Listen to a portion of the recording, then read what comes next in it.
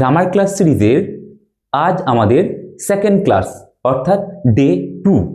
দেখো, আগের ক্লাসে আমরা লেটার সম্বন্ধে জেনেছি। আজকে আমরা জানবো এর পরবর্তী স্টেপগুলো। লেটার, আগের ক্লাসে আমরা শিখে এসেছি letter, vowel, consonant, semi vowel. এবার আমরা জানবো লেটার থেকে কি হয়। দেখো, লেটার থেকে তৈরি হয় ওয়ার্ড। তোমরা কিন্তু খাতা কলম নিয়ে বসবে, ঠিক আছে? তাহলে কি হবে না, আমার বলার সঙ্গে সঙ্গে তোমরা সেগুলো নোট করে নিলে এগুলো কিন্তু ভবিষ্যতে কাজে লাগবে। দেখো, লেটার থেকে তৈরি হচ্ছে ওয়ার্ড। ওয়ার্ড কাকে বলে না, মনে রাখবে কয়েকটি লেটার পাশাপাশি বসে যখন একটি অর্থপূর্ণ মানে তৈরি করে তখন সেটিকে ওয়ার্ড বলে। কয়েকটি লেটার পাশাপাশি বসে যখন একটি অর্থপূর্ণ মানে, এটা কিন্তু মনে রাখতে হবে, অর্থাৎ মানেটা অর্থপূর্ণ হতে হবে। যেমন মনে করো আমরা যদি এক্সাম্পল নিই ইপিএন, দেখো ইপিএন মানে কিন্তু কিছু হয় না, ঠিক আছে? কিন্তু আমরা যদি লিখি পিইএন, পেন, পেন মানে কলম, তাহলে কিন্তু একটা মানে তৈরি হচ্ছে। তাহলে এটা হলো একটা ওয়ার্ড, ঠিক আছে? এটা কিন্তু ওয়ার্ড থেকে তৈরি হয় আমাদের সেন্টেন্স। ওয়ার্ড থেকে তৈরি হয় সেন্টেন্স। মনে রাখতে হবে কয়েকটি ওয়ার্ড পাশাপাশি বসিয়ে যখন একটি অর্থপূর্ণ মানে তৈরি হয়, অর্থাৎ মনের ভাব প্রকাশ করে, তখন তাকে সেন্টেন্স বলে, ঠিক আছে? তখন তাকে সেন্টেন্স বলে। এই লেটার থেকে তৈরি হচ্ছে ওয়ার্ড, ওয়ার্ড থেকে তৈরি হচ্ছে সেন্টেন্স। এরও মাঝে আমরা কিছু জিনিস জেনে নেব। যেমন লেটার আর ওয়ার্ড এর মাঝে আরো একটা জিনিস রয়েছে, সেটা হলো সিলেবেল। সিলেবেল, দেখো সিলেবেল কাকে বলে? মনে রাখবে আমরা একবারে একটি ওয়ার্ডের যতটুকু অংশ উচ্চারণ করতে পারি সেটি হলো সিলেবেল। দেখো এই যে ওয়ার্ড, আমরা একটা ওয়ার্ড নিই, দেখো পেন, আমরা যদি এই পেনটাই নিই, আমরা পেনটা কবারে উচ্চারণ করতে পারবো? দেখো একবার, পেন, ঠিক আছে? দেখো আমরা যদি বলি পেন, তাহলে পেনটা কিন্তু একবারই উচ্চারণ করতে পারছি। যদি বলি ক্রাই, দেখো একবারই উচ্চারণ করতে পারছি। অর্থাৎ এইগুলো হলো এক সিলেবেল যুক্ত ওয়ার্ড, ঠিক আছে? চলো আমরা দু সিলেবেল যুক্ত ওয়ার্ড দেখে নিই। দেখো টাইগার, আমরা যদি টাইগার কথাটাকে বলি, দেখো দুবারে উচ্চারণ করা হচ্ছে, টাইগার, ঠিক আছে? আমরা যদি এলিফ্যান্ট বলি,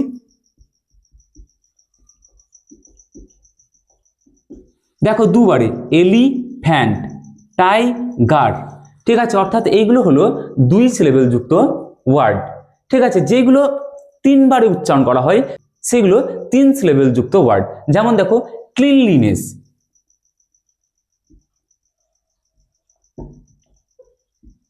দেখো ক্লিনলিনেস, তাহলে এটা ক্লিনলিনেস, দেখো তিনবার উচ্চারণ করতে হচ্ছে, এটা হলো তিন সিলেবেল যুক্ত ওয়ার্ড। ওয়ার্ড আর সেন্টেন্সের মাঝেও আমাদের দুটো জিনিস রয়েছে, একটা হলো ফ্রেজ আর একটা হলো ক্লজ। দেখো ফ্রেজ কাকে বলে?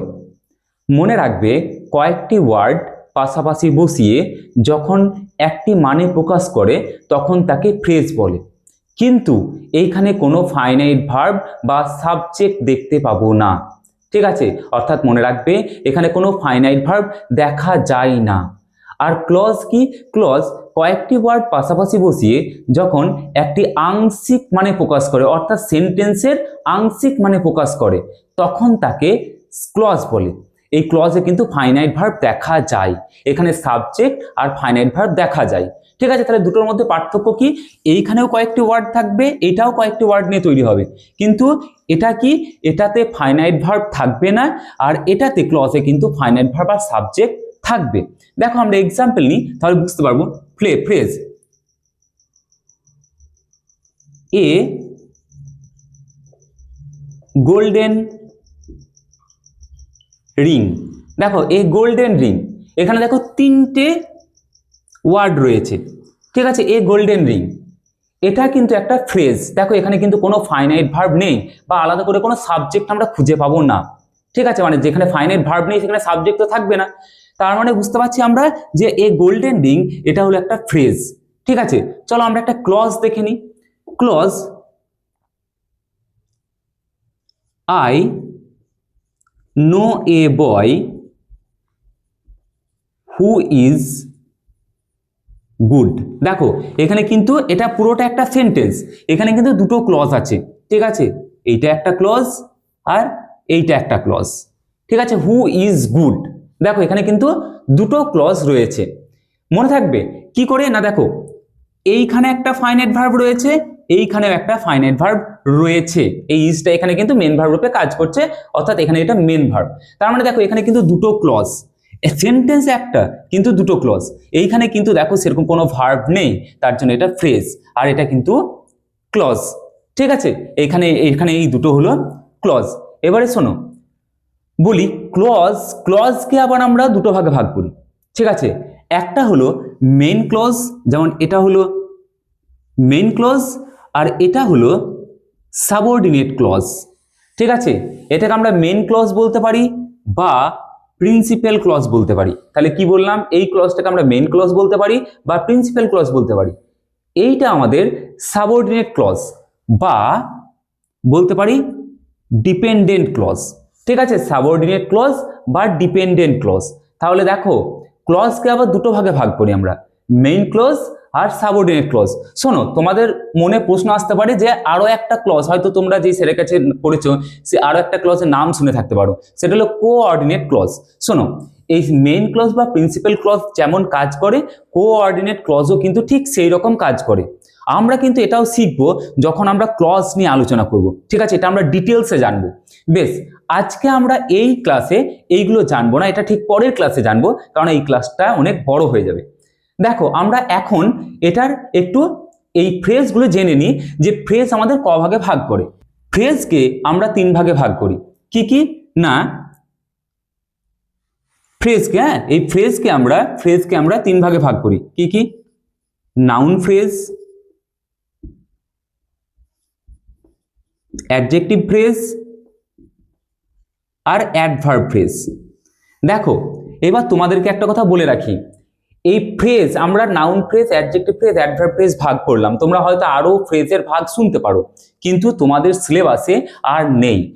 তোমাদের কিন্তু এই তিনটেই মেন ফ্রেজ, অর্থাৎ এই তিনটে ফ্রেজ, এই তিনটে সম্বন্ধে জানলে তোমাদের সিলেবাস কমপ্লিট, ঠিক আছে। অর্থাৎ নাউন ফ্রেজ, অ্যাডজেক্টিভ ফ্রেজ আর অ্যাডভার্ব ফ্রেজ।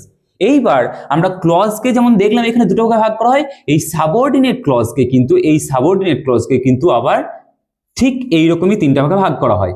একটা হলো নাউন ক্লজ, অ্যাডজেক্টিভ ক্লজ আর অ্যাডভার্ব ক্লজ, ঠিক আছে। তাহলে এটাও কিন্তু তিনটে ভাগে ভাগ করা হয়, নাউন ক্লজ, অ্যাডজেক্টিভ ক্লজ আর অ্যাডভার্ব ক্লজ। তোমাদেরকে পরের ক্লাসে আমি শেখাবো যে এই ক্লজগুলোকে কিভাবে ভাগ করতে হয়, মানে আমরা কিভাবে চিনবো যে নাউন ক্লজ, অ্যাডজেক্টিভ ক্লজ আর অ্যাডভার্ব ক্লজ, সরি ফ্রেজগুলো, মানে নাউন ফ্রেজ, অ্যাডজেক্টিভ ফ্রেজ আর অ্যাডভার্ব ফ্রেজ, আর নাউন ক্লজ, অ্যাডজেক্টিভ ক্লজ আর অ্যাডভার্ব ক্লজ, ঠিক আছে, কিভাবে ভাগ করে, অর্থাৎ কিভাবে চিনবো আমরা সেন্টেন্সের মধ্যে যে কোনটা কি ফ্রেজ বা কোনটা কি ক্লজ, সেটা, ঠিক আছে। বেশ, এটা আমরা আসছি পরের ক্লাসে। দেখো আমরা যদি একবার পুরোটা রিভাইজ করে নিই তাহলে বুঝতে পারবো যে লেটার কাকে বলে। মনে রাখবে ধ্বনির লিখিত রূপকেই বলা হয় লেটার। লেটার থেকে আসছে ওয়ার্ড থেকে আসছে সেন্টেন্স। আমরা লেটার আর ওয়ার্ডের মাঝে দেখলাম সিলেবেল। বেশ, আর ওয়ার্ড আর সেন্টেন্সের মাঝে আমরা দেখলাম ফ্রেজ আর ক্লজ। দেখো ফ্রেজকেও আমরা দেখলাম তিনটে ভাগে ভাগ করা হয়, noun phrase, adjective phrase, adverb phrase. ক্লজকে আমরা দেখলাম প্রথমে দুটো ভাগে ভাগ করা হয়, মেইন ক্লজ আর সাবঅর্ডিনেট ক্লজ। এই সাবঅর্ডিনেট ক্লজকে আবার তিন ভাগে ভাগ করা হয়, নাউন ক্লজ, অ্যাডজেক্টিভ ক্লজ আর অ্যাডভার্ব ক্লজ, ঠিক আছে। ঠিক এইখানে সেন্টেন্সকে আমরা কিন্তু আবার বেশ কয়েকটা ভাগে ভাগ করি, ঠিক আছে। দেখো কি কি,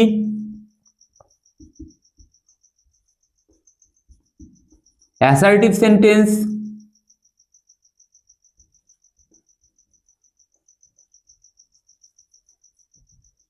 ইন্টারোগেটিভ সেন্টেন্স,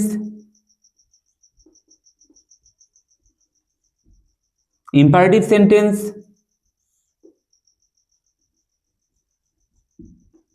অপটেটিভ সেন্টেন্স,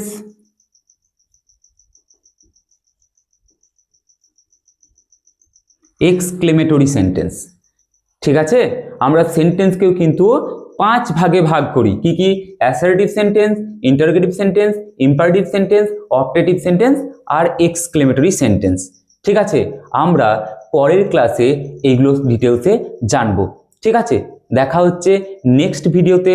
ততক্ষণ ভালো থেকো, সুস্থ থেকো, আর অবশ্যই চ্যানেলে নতুন হলে চ্যানেলটি সাবস্ক্রাইব করো, আর ভিডিওটি ভালো লাগলে একটি লাইক দিয়ে সঙ্গে থেকো।